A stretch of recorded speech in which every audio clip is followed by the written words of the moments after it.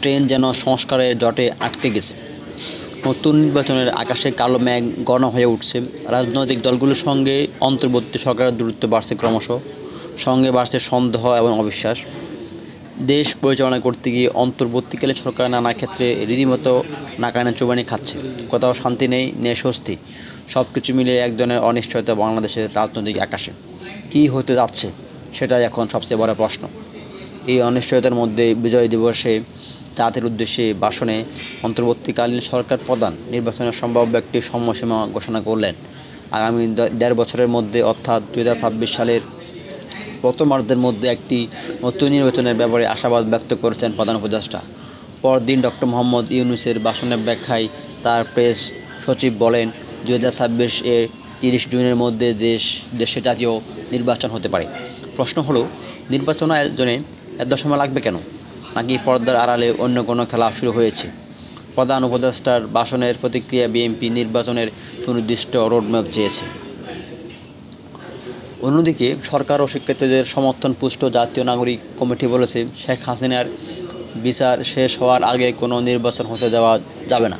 তাহলে প্রধান উপদেষ্টা কর্তৃক ঘোষিত সময়ে নির্বাচন হবে নাকি এ নিয়ে নতুন করে শুরু হবে সংঘাত। রাজনৈতিক দলগুলো সম্পর্কে উপদেষ্টাদের কারো নেতিবাচক মন্তব্য এখন বেড়ে চলেছে। ১৫ই ডিসেম্বর বিএনপির ভারপ্রাপ্ত চেয়ারম্যান তারেক রহমান বিষয়টি নিয়ে অত্যন্ত গুরুত্বপূর্ণ এবং মূল্যবান মন্তব্য করেছেন। তিনি বলেন, রোডম্যাপ ঘোষণার কথা বললে যদি উপদেষ্টাদের চেহারায় অস্বস্তি বা ফুটে ওঠে, সেটি গণঅভ্যুত্থানের চেতনা বিরোধী। উপদেষ্টাদের অনেকে নির্বাচন চান না, তারা দীর্ঘমেয়াদে ক্ষমতা থাকতে চান। রাজনীতির মাঠে এমন গুঞ্জন বাড়ছে। বাংলাদেশে কি তাহলে আরেকটি ১/১১ আসছে? আরেকটি ১/১১ মঞ্চ প্রস্তুত হচ্ছে সবার অগোচরে। ২০০৭ সালে এক অস্থির রাজনৈতিক পরিস্থিতির মধ্যে সেনা সমর্থিত ১/১১ সরকার দায়িত্ব গ্রহণ করেছিল। ডক্টর ফখরুদ্দীন আহমেদের নেতৃত্বে ওই সরকারের প্রধান কাজ ছিল দ্রুততম সময়ের মধ্যে অবাধ, সুষ্ঠু এবং নিরপেক্ষ নির্বাচনের আয়োজন করা।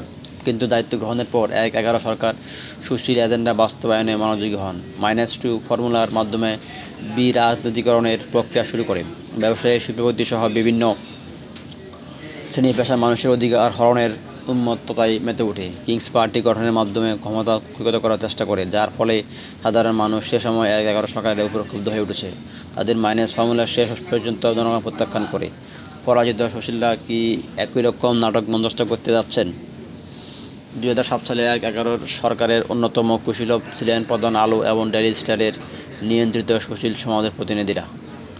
আর তারাই বাংলাদেশের দীর্ঘমেয়াদী একটি সুশীল রাজত্ব কায়েম করতে চেয়েছিলেন। এখন ২০২৪ সালে এসে আবার সেই একই চিত্র। সুশীল সমাজের একটি অংশ আবারও বিরাজনীতিকরণের প্রক্রিয়া এবং মাইনাস ফর্মুলা বাস্তবায়নের জন্য চেষ্টা করে যাচ্ছে বলে অভিযোগ উঠছে। বেগম জিয়া, তারেক জিয়া, বিএনপির একাধিক শীর্ষ নেতা এখনও মামলা জালে বন্দী। রাজনীতিবিদদের অযোগ্য প্রমাণের নানা কসরত আবারও দৃশ্যমান। ২০২৪ সালের জুলাই বিপ্লব প্রধান লক্ষ্য ছিল বৈষম্যহীন বাংলাদেশ, জনগণের অধিকার প্রতিষ্ঠা, জনগণের নির্বাচিত সরকারের ক্ষমতা হস্তান্তর। গত ১৫.৫ বছরে আওয়ামী লীগ সরকার জনগণের ভোটের অধিকার হরণ করেছিল। ২০১৪ সালে বিনা ভোটের নির্বাচন, ২০১৮ সালে রাতের ভোট আর ২০২৪ সালে জামিন নির্বাচনের মাধ্যমে নির্বাচন ব্যবস্থার তামাশায় পরিণত করা হয়েছিল। যে তরুণ প্রজন্ম জুলাই বিপ্লবের বুকে তাজা রক্ত ঢেলে দিয়েছিল, তারা বাংলাদেশের কোনো নির্বাচনে দেখেননি, ভোট দিতে পারেননি। সেই ভোট দেওয়ার অধিকার পুনঃপ্রতিষ্ঠার মাধ্যমে একটি গণতান্ত্রিক বৈষম্যহীন সাম্যের বাংলাদেশ প্রতিষ্ঠাই ছিল জুলাই বিপ্লবের প্রধান লক্ষ্য। কিন্তু যত দিন যাচ্ছে ততই যেন আমরা লক্ষ্যচ্যুত হয়ে যাচ্ছি। নির্বাচন যত বেসাবে গণঅভ্যুত্থানের স্বপ্ন বাস্তবায়ন ততই দূর হয়ে যাবে। রাজনৈতিক দলগুলো বিগত সরকারের জলাঞ্জল আবর্জনা পরিষ্কারের জন্য অন্তর্বর্তী সরকারকে একটি নির্দিষ্ট যৌক্তিক সময় দেওয়ার পক্ষে। তারা এখন পর্যন্ত ধৈর্য এবং সহনশীলতার পরিচয় দিয়ে যাচ্ছে। বিশেষ করে বিএনপি যে রাজনৈতিক সহনশীলতার পরিচয় দিচ্ছে তা সত্যি প্রশংসনীয়। কিন্তু এই সহনশীলতাকে সরকারের কেউ কেউ দুর্বলতা মনে করছে। এতে রাজনৈতিক অঙ্গনে বিভক্তি বাড়ছে উত্তাপ। প্রথম আলো, ডেইলি স্টার মনোনীত সরকারের উপদেষ্টাদের মধ্যে রাজনীতি বিরোধী অবস্থান এখন প্রকাশ্যে। রাজনীতিবিদদের তিরস্কার করা, দোষারোপ করা সেই পুরনো রোগ সুশীলদের মধ্যে মাথাচাড়া দিয়ে উঠছে। যদি এই ধরনের পরিকল্পনা অন্তর্ভুক্ত সরকারের থাকে তবে তা হবে দেশের জন্য দুর্ভাগ্যজনক। কয়েকজন উপদেষ্টা ইদানিং যে ধরনের বক্তব্য দিচ্ছে তা ১/১১ বিরাজনীতিকরণের ফর্মুলার নতুন সংস্করণ। একজন উপদেষ্টা বলেছেন 53 বছরের রাজনৈতিক দলগুলো সংস্কার করতে পারল না কেন। আরেকজন উপদেষ্টা বলেছেন অন্তর্বর্তী সরকারকে ব্যর্থ করার জন্য রাজনৈতিক দলগুলো কাজ করছে। এই ধরনের বক্তব্য রাজনৈতিক অঙ্গনে তীব্র প্রতিক্রিয়া সৃষ্টি করছে। ঐক্যের বাংলাদেশে আজ বিভক্তির কালো ছায়া। 1-11 যেমন ক্ষমতাসীনরা রাষ্ট্রীয় পৃষ্ঠপোষকতায় একটি কিংস পার্টি গড়ে তোলার চেষ্টা করে, এবারও সে একই রকম লক্ষ্য করা যাচ্ছে। প্রধান রাজনৈতিক দলগুলো যাতে ক্ষমতা আসতে না পারে সেই জন্য সরকারি পৃষ্ঠপোষকতায় সারা দেশ সংগঠন গোছানো হচ্ছে। ছাত্র সমাজ আন্দোলন করেছিল একটি গণতান্ত্রিক আকাঙ্ক্ষার জন্য, সেখানে নির্বাচনের সময় ক্ষেপণ কোনোভাবেই কাঙ্ক্ষিত নয়।